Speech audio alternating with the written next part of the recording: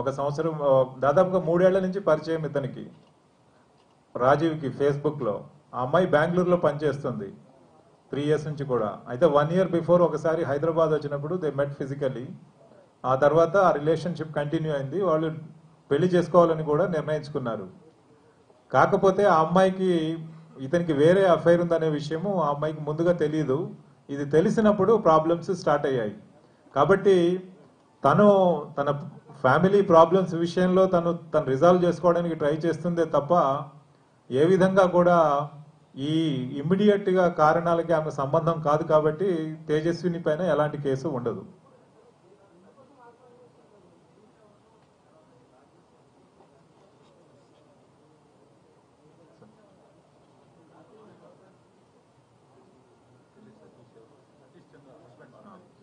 నేను భర్తకి ఇక్కడ ఆఫీస్లో జరుగుతున్నటువంటి సంఘటనలు ఏమి కూడా జరగవు. తను ఆఫీస్కి వస్తుంది, తను జాబ్ చేసుకుంటుంది, వెళ్ళిపోతుంది అనేటువంటి దృక్పథంతో తను ఉన్నారు. ఈ రోజు కూడా తను అదే ఒపీనియన్ లో ఉన్నారు.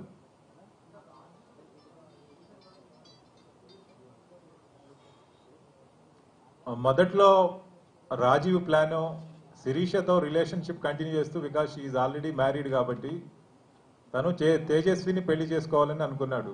ఎందుకంటే ఈమె ఎట్లాగూ మ్యారీడ్, ఈమెను మ్యారేజ్ చేసుకోవడం వీలు పడదు కాబట్టి ఆమెను మ్యారేజ్ చేసుకోవాలనుకున్నాడు. ఆ ఉద్దేశంతో రిలేషన్షిప్ పెట్టుకున్న తర్వాత కొంతకాలం అయిన తర్వాత అది probably he did not like the way she was conducting or something happened. ఆ డిఫరెన్సెస్ వచ్చాయి, తనని నెగ్లెక్ట్ చేయడం మొదలెట్టాడు అన్నట్లు. అది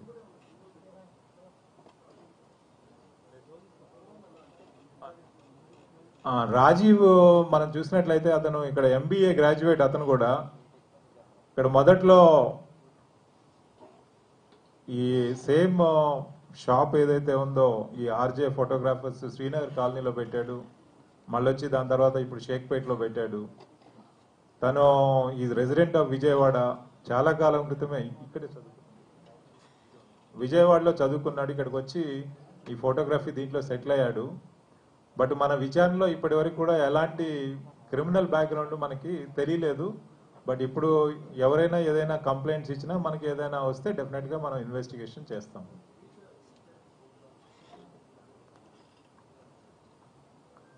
శిరీష సూసైడ్ కు ముందు తను టెక్స్ట్ మెసేజ్ చేయలేదు. ఎందుకంటే ప్రాబబ్లీ మేమేమనుకున్నామంటే ఇన్వెస్టిగేషన్ లో తను లాస్ట్ ఫేస్ టైం కాల్ చేసింది.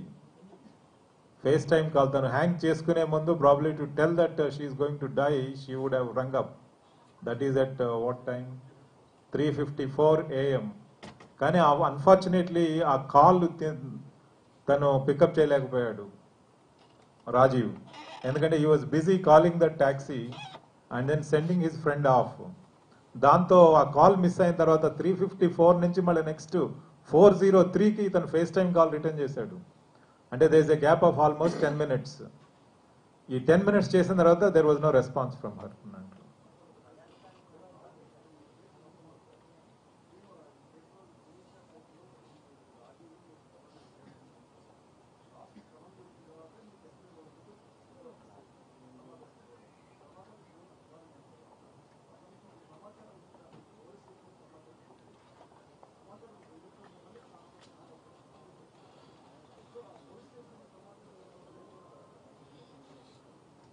పోలీస్ స్టేషన్ నుంచి మేము అసలు ఇంకా ప్రభాకర్ రెడ్డిని ఎగ్జామిన్ చేసే స్థితికి ఇంకా రాలేదు మేము.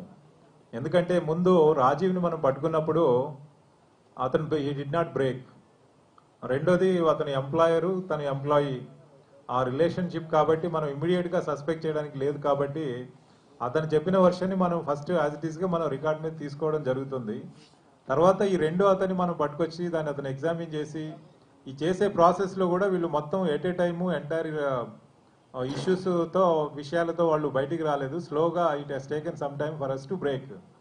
కాకపోతే కుక్కునూరుపల్లి SI ప్రభాకర్ రెడ్డి అక్కడ చనిపోయే ముందు అఫీషియల్ గా ఇక్కడ బంజారా హిల్స్ పోలీస్ స్టేషన్ నుంచి ఎవరు అతన్ని కాంటాక్ట్ చేయడం జరగలేదు, చెప్పడం జరగలేదు. కాకపోతే తను వాళ్ళ బ్యాచ్మేట్ కి హరీందర్కి ఫోన్ చేసి తనే మళ్ళీ ఇక్కడ ఏం జరుగుతుంది అని చెప్పేసి ఒక యాంగ్జైటీతో అడిగినప్పుడు ఇతను ఒక విషయం రివీల్ చేశాడు. వీళ్ళు చెప్తున్నారు మీ ఇంటి దగ్గర వచ్చి నిన్న రాత్రి లిక్కర్ తాగారట కదా అని చెప్పేసి తాగినప్పుడు అతను ఇమీడియట్ గా టక్న ఫోన్ పెట్టేశాడు. That was the last call. Yes. So, thank you.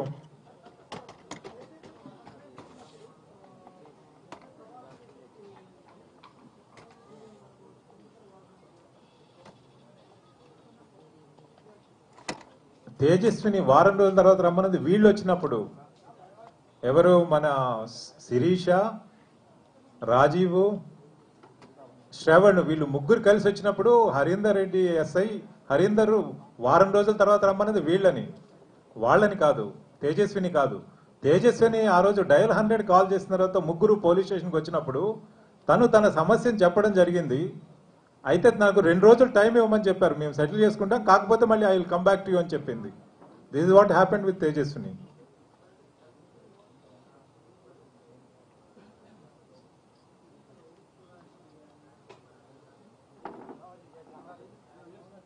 అంటే వీళ్ళు ఎంతసేపు వదిలించుకోవడం కాదు, కానీ ఆ సమస్యను పరిష్కారం ఎట్లా చేయాలి, పోలీస్ హెల్ప్ తీసుకొని చేయాలనే ఉద్దేశంతో వాళ్ళు వెళ్ళారు.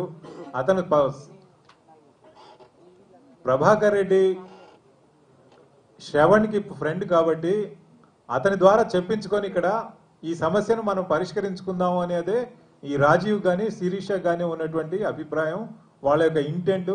అదే అబ్జెక్టివ్తో వాళ్ళు అక్కడికి వెళ్ళడం జరిగింది.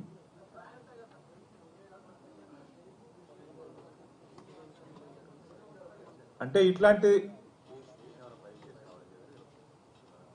అంటే ఇది family related issue, I mean relationship related issue కాబట్టి జనరల్గా ఇలాంటి వాటిలలో ఫస్ట్ కాంప్రమైజ్ ఏదైనా పాసిబిలిటీ ఉందని ట్రై చేస్తారు. అది కానప్పుడు కేసు ఏమైనా ఫైల్ చేయొచ్చు అని ట్రై చేస్తారు.